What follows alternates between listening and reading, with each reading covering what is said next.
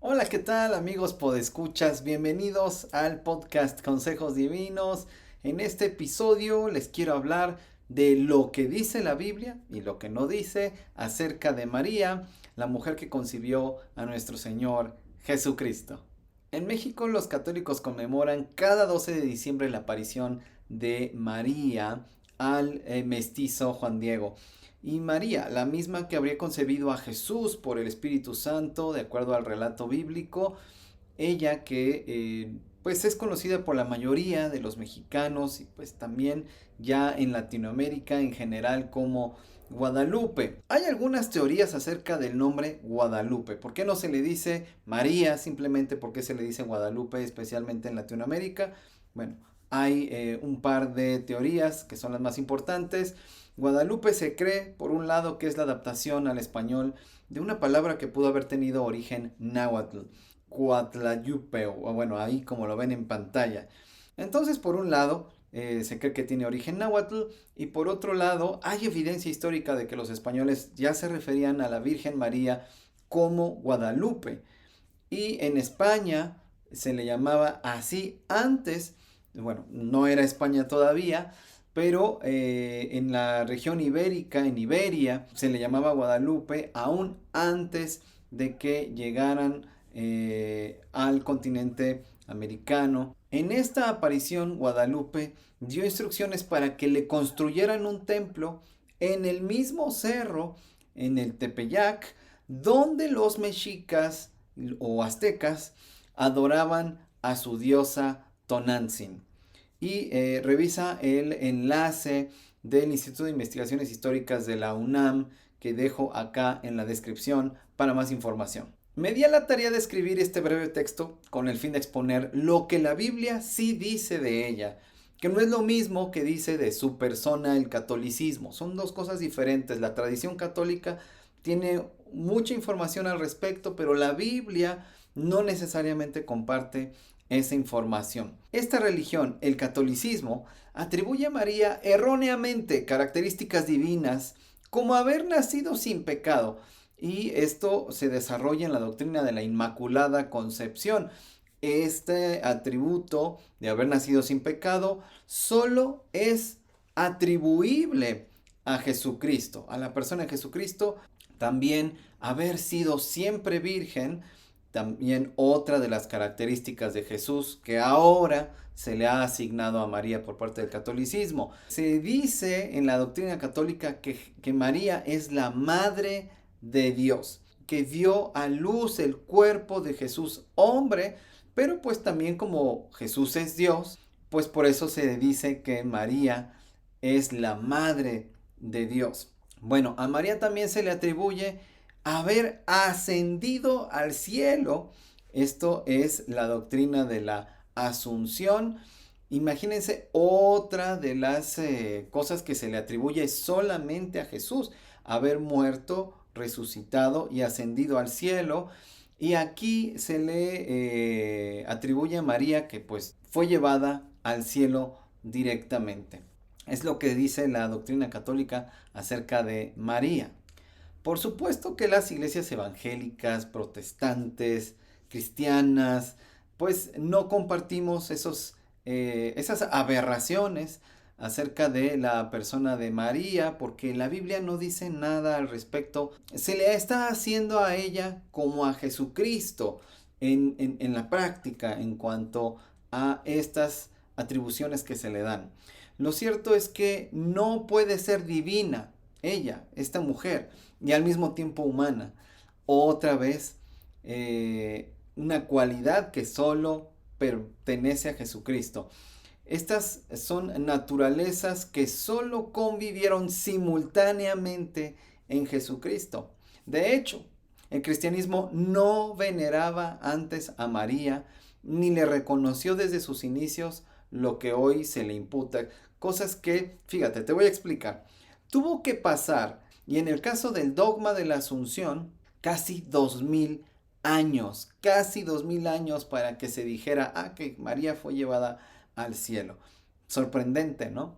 Fue una serie de desafortunadas decisiones, las que endiosaron a una mujer común, elegida, claro que sí, por Dios, para desempeñar una extraordinaria tarea. Mira, estas son algunas de las profecías acerca de María.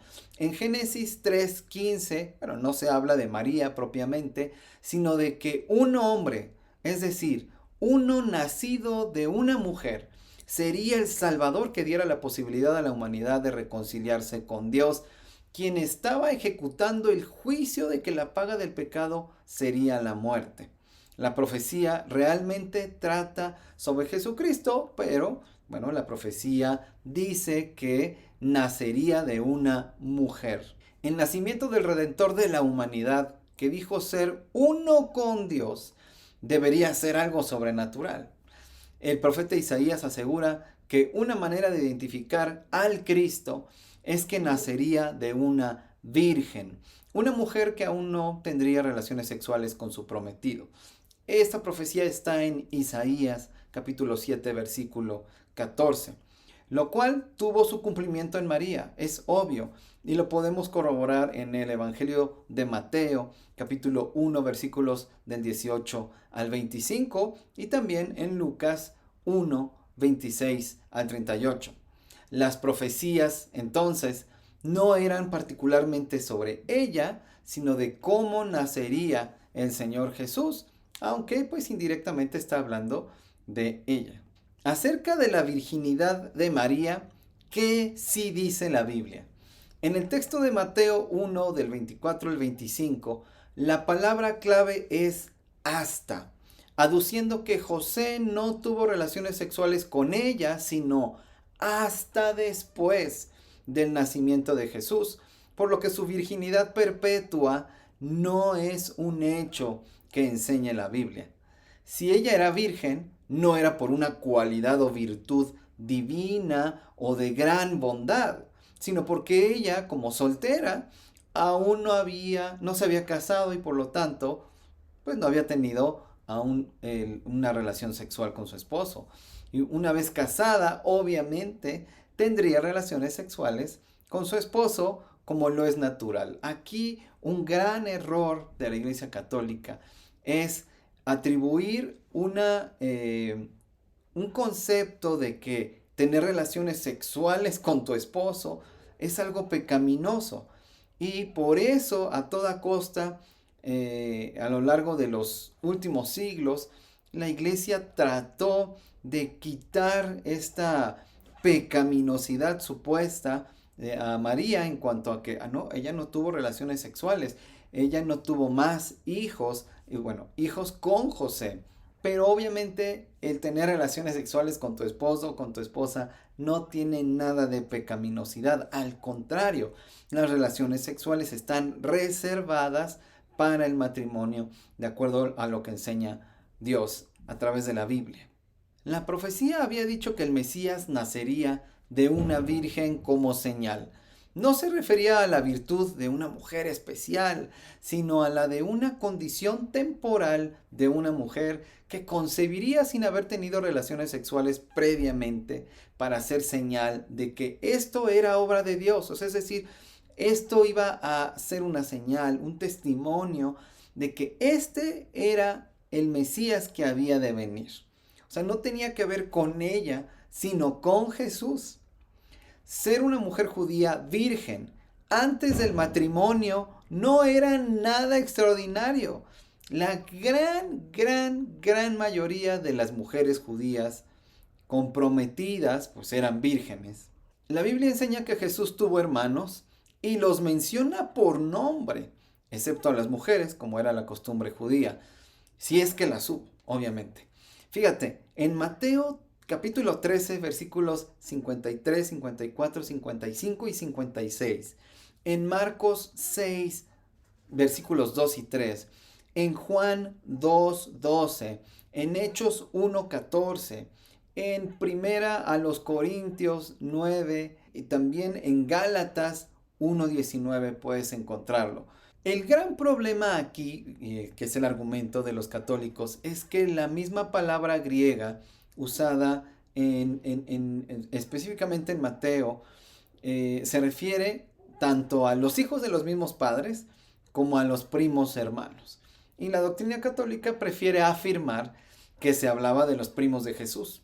No obstante, y a pesar de que hubiera sido de suma importancia aclarar que se trataba de primos y no de hermanos, porque para qué dejar esto abierto a la interpretación, ¿verdad?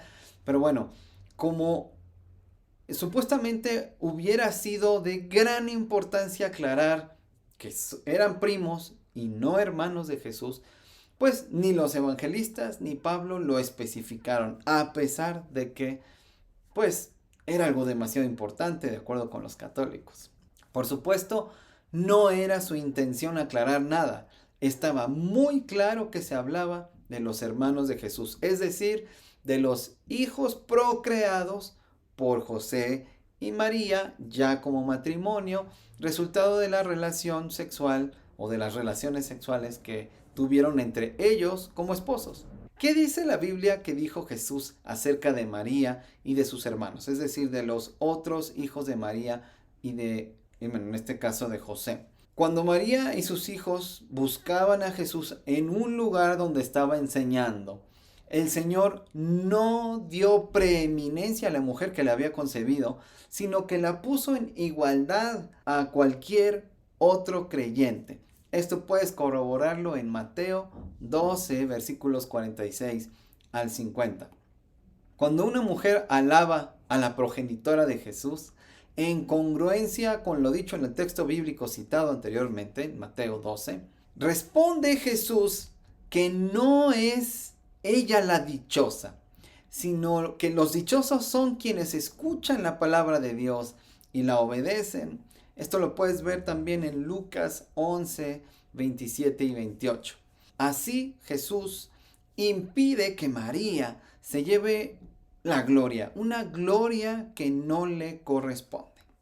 Ahora, ¿en qué otra parte se menciona a María? Bueno, obviamente en los relatos de la aparición del ángel Gabriel a María. Esto lo podemos encontrar en Lucas 1, 26 al 38, en donde el ángel Gabriel que se le aparece para anunciarle el nacimiento de Jesús, le dice salve, que en griego es un saludo común, no es un saludo como a una reina, como a alguien especial, y no estaba relacionado con alguna cualidad de la persona a quien se saluda. También el ángel Gabriel usó un término en griego que puede ser traducido como muy favorecida o como llena de gracia. En griego esta expresión indicaba que la persona estaba siendo objeto de una distinción especial, pero esta distinción no dependía de los méritos o de las virtudes de esta persona, sino que dependía esta distinción de quien da la distinción, esto es, de Dios. Dios está dando la distinción a María, no está dando la distinción a María por los méritos que pueda tener María, aunque ciertamente sí era una mujer virtuosa, que amaba a Dios, y lo podemos ver en las respuestas que da María al ángel Gabriel, de total sumisión, de total obediencia, de total fe. Por supuesto que no cualquier mujer hubiera reaccionado de esta manera tan virtuosa, pero la distinción que se le da no es por los méritos de ella, es porque Dios le está dando esta distinción al elegirla. En ese sentido, por eso le dice, el Señor es contigo. Y también le dice, bendita. La razón es que tendría un hijo sin haber tenido relaciones sexuales con hombre alguno. Esta señal milagrosa de Dios en ella para dar a luz al Mesías era el gran valor y el gran favor hacia ella. Si bien era una mujer virtuosa, en la salutación el ángel no menciona un solo mérito de María, sino que Dios la estaba favoreciendo con tan grande bendición como mujer. Esto puedes verlo específicamente en Lucas 1, 34 y 35. Ahora, fíjate, esto es muy importante porque podemos ver lo que Jesús dijo acerca de ella, lo que Dios profetizó acerca del nacimiento de Jesús y lo que dijo Dios hacia ella a través del ángel Gabriel. Pero ahora vamos a ver lo que María dijo acerca de sí misma. Ella se identifica como sierva o esclava de Dios. Mira Lucas 1:38. Es decir, en ningún momento se asume sin pecado. De hecho, el único ser humano sin pecado fue Jesús y no tuvo pecado para hacer el sacrificio sin mancha y perfecto para la expiación de los pecados. ¿Quieres profundizar en esto? Lee Hebreos 10. Si María no hubiera tenido pecado, Dios estaría mintiendo cuando las escrituras dicen, como está escrito, no hay justo, ni aún uno, no hay quien entienda, no hay quien busque a Dios. Todos se desviaron, a una se hicieron inútiles, no hay quien haga lo bueno, no hay ni siquiera uno. Y esto lo puedes encontrar en Romanos 3, versículos del 10 al 12. La actitud de María de someterse a Dios contradice las suposiciones de que ella sea la madre de Dios. De hecho, no tiene lógica alguna que Dios, el creador de todo, tenga una madre y que su madre sea una mujer que él mismo creó. Jesús es el Hijo de Dios, siendo Dios mismo con él, pero cuando se encarnó para ser Dios con nosotros, Emmanuel. Por eso es absurdo concluir que por tener una madre, esa misma mujer sea la madre de Dios. No tiene sentido. Ella misma se reconoce como una persona que debe obediencia al Señor y se refiere a su condición con una palabra griega que puede ser traducida como bajeza o como vileza. Míralo en Lucas 1:46 al 55. Vamos a ver. Esta es una palabra que se refiere a la condición moral de pecaminosidad. Esto es, a su indignidad como criatura pecadora, así como a la económica o social al ser pobre, en contraste con la posición suprema del Dios Santo, Creador, Todopoderoso. Cuando se denomina dichosa, manifiesta gozo al saberse elegida como un instrumento para la venida del Mesías. Muy bien, ahora vamos a preguntarnos, según la Biblia, ¿cuál es el papel de María con la iglesia? Ella era una creyente más en el Hijo de Dios y como tal perseveraba con los apóstoles, entre tanto la promesa del Espíritu Santo se cumplía. Esto puedes verificarlo en Hechos 1, 13 y 14. No se menciona más a María, implicando que no tuvo ninguna distinción especial entre los creyentes, ni como persona sin pecado, es decir, inmaculada, ni como siempre virgen, ni como intercesora. Esto es muy importante. Esto es porque ninguna de esas características es verdad. De hecho, la Biblia tampoco relata que su cuerpo hubiera sido llevado al cielo, y eso hubiera sido una pieza de información muy importante de mencionar. Sin embargo, esto no ocurre. El apóstol Pablo, quien explicó buena parte de la doctrina que la iglesia profesa, identifica a Cristo como la única persona humana con el oficio de ser mediador entre Dios y los hombres. Esto puedes verlo en 1 Timoteo, capítulo 2, versículo 15. No se encuentra ni una sola mención en el Nuevo Testamento de que algún creyente haya orado a María por intercesión ante el Padre. Jesús dijo de sí mismo que Él es el único camino a Dios. Jesús dijo, yo soy el camino, la verdad y la vida. Nadie viene al Padre si no es por mí. Esto puedes verlo en el Evangelio de Juan, capítulo 14, versículo 6. Ahora, ¿qué dice la historia acerca de la veneración a María? Entre algunas de las tradiciones a las cuales apela el catolicismo, que no son enseñanzas apostólicas ni de Jesús, mucho menos, se encuentra la veneración de imágenes, las penitencias, el celibato de los sacerdotes y también, por supuesto, la veneración a María. Fue el concilio de Éfeso en el siglo V que hizo la declaración de que María es la madre de Dios, por el hecho de haber concebido a Jesús en su naturaleza humana. Siempre hubo intentos por endiosar a María. Siempre fueron combatidos esos intentos por la iglesia. No fue sino hasta el siglo VII que se comenzó a extender de forma preocupante la veneración a María por todo el Imperio Romano. Tal herejía fue alimentada por el establecimiento en toda Europa de un sentir de respeto y veneración hacia la mujer en general, muy promovido por la cultura popular de la época. Estamos hablando de la Edad Media y estamos hablando de una época en la que se le veneraba a la mujer, se le componían canciones, en la que la caballerosidad surgía, una forma muy especial de tratar a la mujer en Europa en la época. Se le comenzaron a atribuir milagros a María y títulos abominables como la Reina del Cielo o la Reina de los Cielos, entre otros inspirados en deidades femeninas de diversas culturas paganas de la antigüedad. La veneración a María coincide con el combate al culto y veneración a Freya, diosa del amor y la fertilidad de los pueblos bárbaros del norte de Europa, entre ellos los nórdicos y pues los germánicos. Y luego contra Tonantzin en América y pues otras diosas de la fertilidad y la muerte en América. Bueno, ¿qué te parece? Y mucha gente le llama Virgen María, incluso cristianos, pero realmente no tenemos por qué llamarla Virgen María, solo fue virgen en el periodo en el que Jesús nació. Obviamente, desde una perspectiva médica, cuando Jesús nació tuvo que abrir la matriz. De hecho, así se le decía en la antigüedad, que abrió matriz para hablar o referirse al primogénito, el primer hijo de la familia, el primero que nació.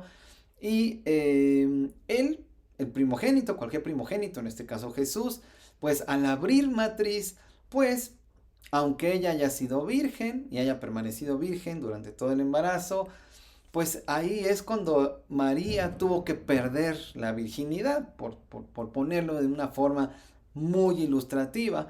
Sin embargo, la doctrina católica dice que por un milagro esto no fue así, sino que ella permaneció virgen. O sea, vemos una gran cantidad de esfuerzos por mantener una veneración a María que cae en la idolatría y en una idolatría terrible, aunque el texto de la doctrina católica no la categorice como diosa, pues en el lenguaje, en las prácticas y la gente, digamos que la fe popular en América Latina endiosa a María y sobre todo esta parte de la intercesión, tratarla como intercesora, simplemente porque ella le dijo a Jesús, oye, fíjate que aquí en la boda, en las bodas de Canaán, fíjate que en esta boda ya se les acabó el vino, oye, ¿por qué no les ayudas? ¿No? Incluso Jesús se molesta con ella, le dice, ¿qué tienes conmigo, mujer? No ha llegado mi hora. Y a partir de ahí los católicos dicen, ella es intercesora, porque ella intercede por los de la boda con Jesús. Y no vemos ningún tipo de evidencia en toda la Biblia de cristianos invocando a María para dirigirse al Padre, para pedir favores al Padre. Bueno, estos, a lo mejor escuchas mientras estoy grabando este video, hay cohetes, como le llamamos en México, están tronando en el cielo, hay alguna iglesia cercana por acá, porque es 12 de diciembre y pues es lo que hacen tradicionalmente en las iglesias, empiezan a tronar explosivos en el aire, lo cual pues bueno, ya no es el tema, ya no entro a eso, pero bueno, deja aquí en los comentarios tus opiniones, tus preguntas. Si yo no sé la respuesta, vamos a investigar para encontrar la respuesta juntos. Y pues gracias por acompañarme hasta aquí. Que Dios sea contigo y hasta pronto.